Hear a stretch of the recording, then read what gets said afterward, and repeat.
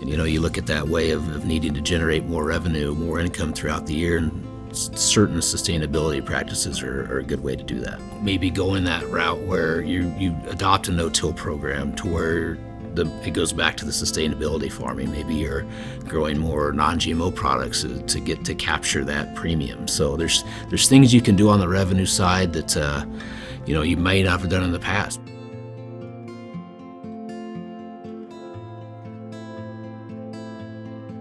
There's all sorts of different avenues you can look at from a sustainability standpoint and getting away from how things have always been done. You could utilize cover crops. You could utilize non-GMO corn or soybeans where you get a premium.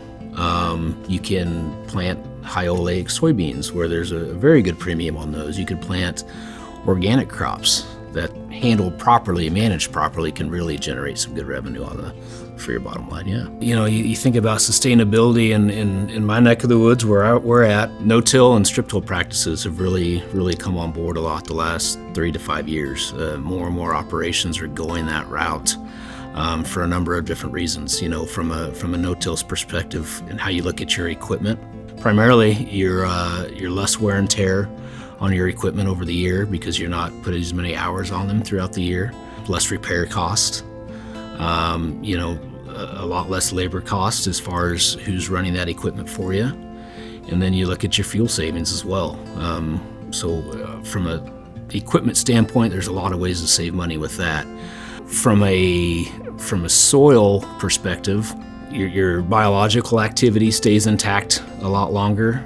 Your OM, your organic matter, seems to take shape quicker than it does if there's a lot of tillage practices used.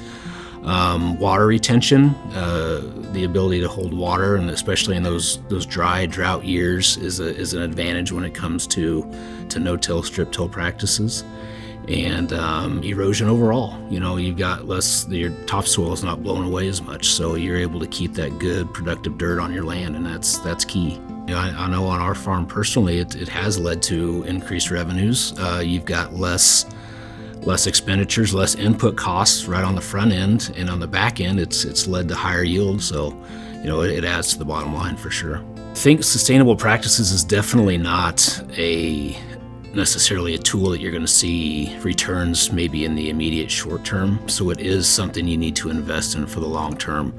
As far as getting your soil profile the way you need it to be, if it's been worked or ripped, whatever that might be, for the past 20 years, you're not going to see an immediate shift into those no-till practices and how things work.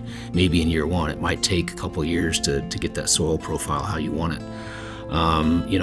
Equipment investments. You might need to add certain things, row cleaners, different colders to plant a no-till. That's an expense right up front, but you might not see the return on that investment right away. So it's definitely a deal where it's not going to maybe take shape year one, but look down the line 3 to 5 years, and then it's going to pay off for you.